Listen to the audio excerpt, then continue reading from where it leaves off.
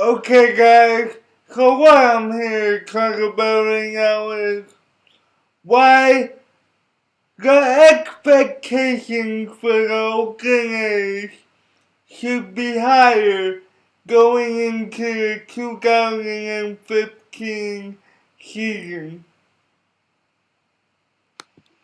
Now, the main reason why I say expectations should be higher for the Oakland A's is because of the division they play in, the AL West. When you look at the AL West, every team besides Seattle has a number of issues.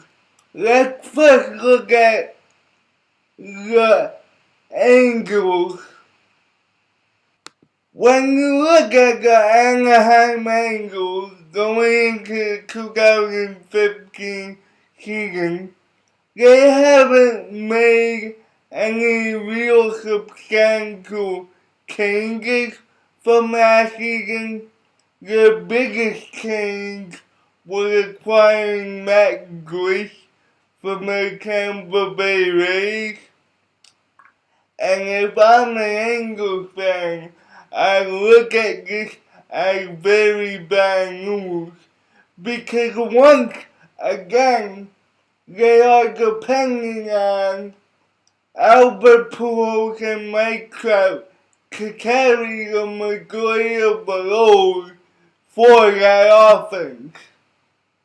Now, with the fact that the Angels haven't made any real changes from last offseason, that means that Albert Pujols is most likely gonna be the protection for Mike Trout or vice versa.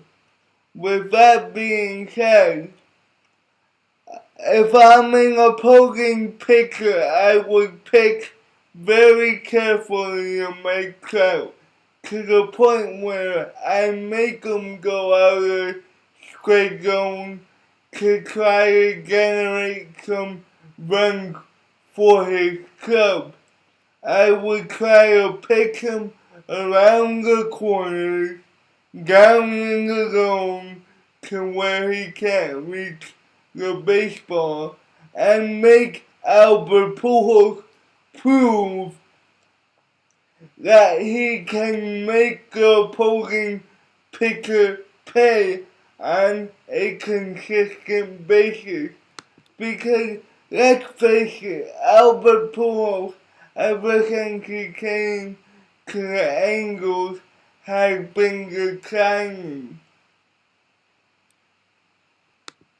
Albert Pujols, in the 3 years he has been with the Angels, has batted .273, 25 homers, and 91 RBIs per season during those 3 seasons.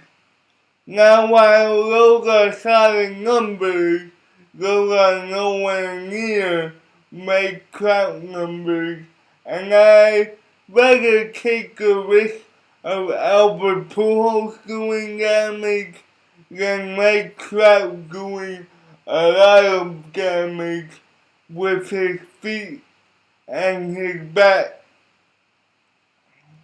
Now, while the Angels will have Gary Richards back early in the season, I don't expect that offense to score as many runs as last year, just because, like I said, they're depending on Mike Trout and an aging Albert Pujols.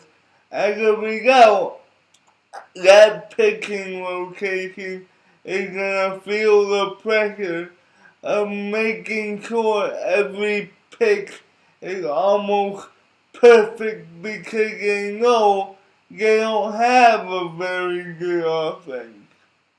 Now, let's move on to the Texas Rangers.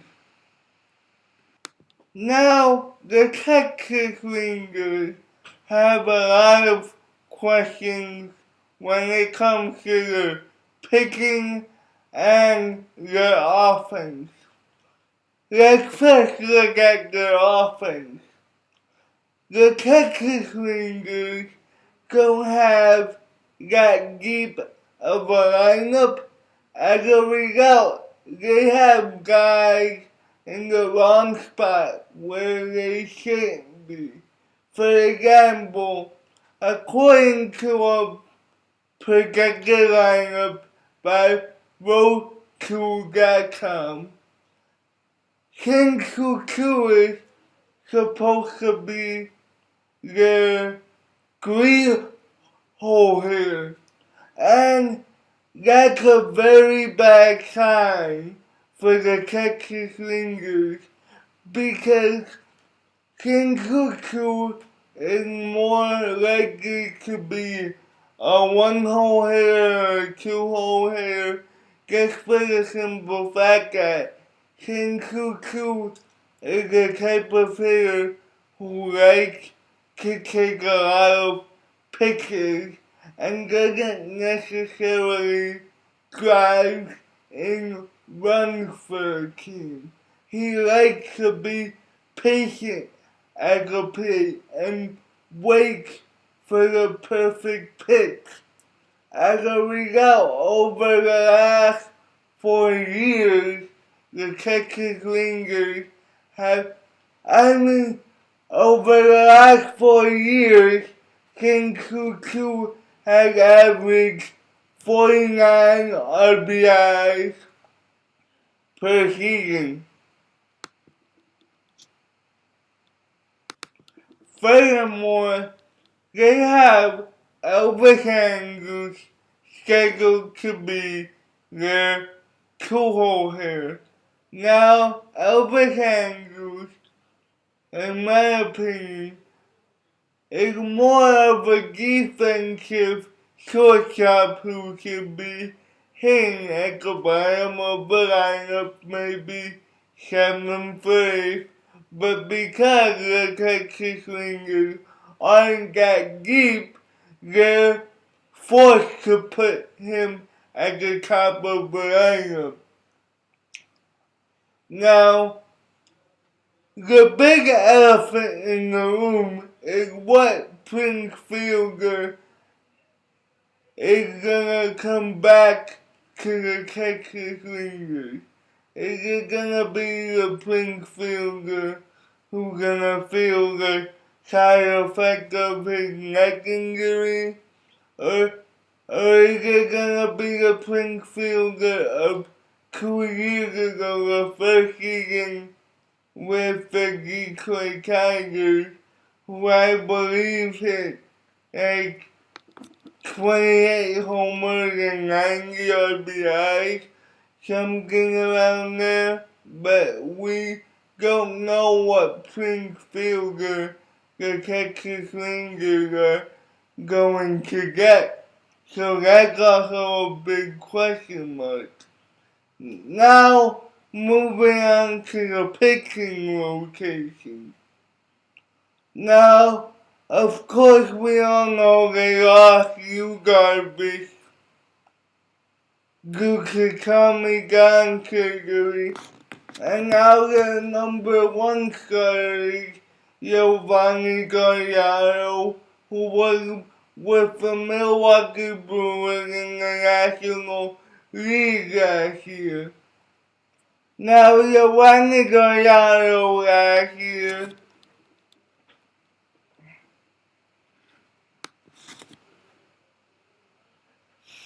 went 13-9 with a 3.81 ERA, had 151 strikeouts.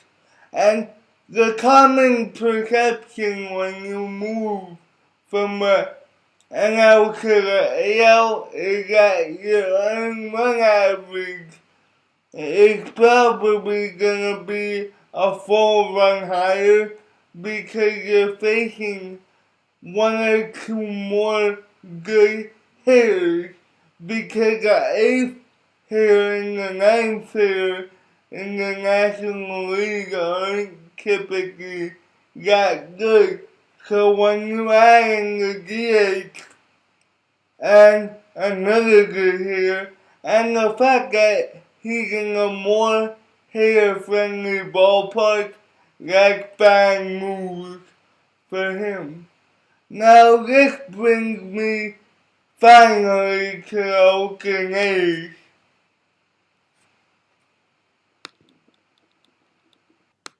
Now the Oakland A's top half of the lineup is full of hitters who constantly make contact on the baseball.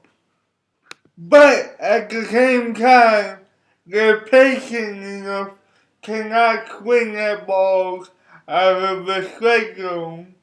Now the projected first four hitters for the Oakland A's, according to Roku.com, are Craig Gentry, Ben Zobrist, Josh Reddick when he comes back from that oblique injury, and Billy Butler. Now, Craig Gentry over the last 3 seasons has an average of 280. He averaged 1 home run and 20 RBI and only 44 strikeouts. Now the question with Craig Gentry is whether he can stay healthy for a full season, as he averages 107 games per season over the last 3 seasons. But he's the type of hitter that Billy Beane wants at this point. A hitter who will put the ball in play and not strike out, but yet not be too patient. Now the next hitter is Ben Zobrist. Now Ben Zobrist over the last 5 seasons has hit 270 with 16 homers and 76 RBI as an average over the past 5 seasons. He's only struck out an average of 103 times over an average of 153 games. So once again he has proven that he could pick a ball in play. And not to cut this video by like 2 or 3 minutes, Billy Butler is the same way. Now if Josh Reddick could get back to the form that he was, he could be that also. Now the 5 and 6 holes are Brett Lawrie and Ike Davis at this point. Those guys will take risks and swing at a lot of balls outside the strike zone, but when they connect, they have proven that they can drive the ball long distances.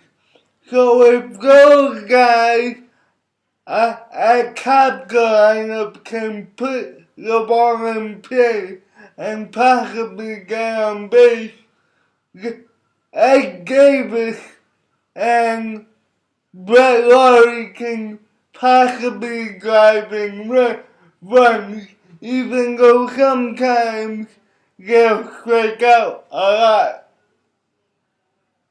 As Ike Davis had averaged 98 strikeouts per season in his career while playing 117 games per season.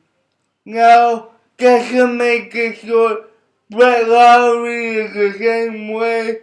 He strikes out a lot, but hasn't been able to stay healthy. Now the bottom portion of the lineup is full of is full of defensive guys who aren't expected to produce that much offense. So I think overall the Oakland A's offense is decent. I think it's right up there with the Angels and the Texas Rangers. They have a little bit more depth and not as much power. Now let's move on to the pitching rotation, and let's first start off with Sonny Gray. Now Sonny Gray last year went 14-10 with a 3.08 ERA. Sonny Gray is a fastball curveball pitcher. In fact, for his career, Sonny Gray throws the fastball 57.7% of the time, and he throws the curveball 26.9% of the time. Now, when you watch Sonny Gray pitch, he constantly keeps the ball down. His pitches tend to drop out of the strike zone, especially the curveballs, and that's how he's able to get a lot of strikeouts. In fact, last year he had 183 strikeouts, primarily because he used to throw the curveball when he was ahead. When you see Sonny Gray pitch, he rarely has any ball above the belt. It's all below, it's at the belt or below. So if that continues, I think he'll produce a lot of strikeouts and a lot of ground balls, and he won't put himself in that much danger.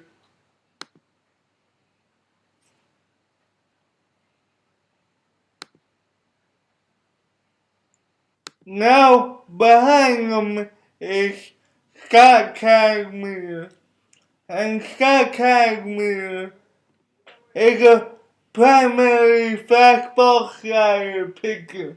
Now he's completely different from Sonny Gray. He keeps his pitches from the knees to the belt, which means he gets hit more often.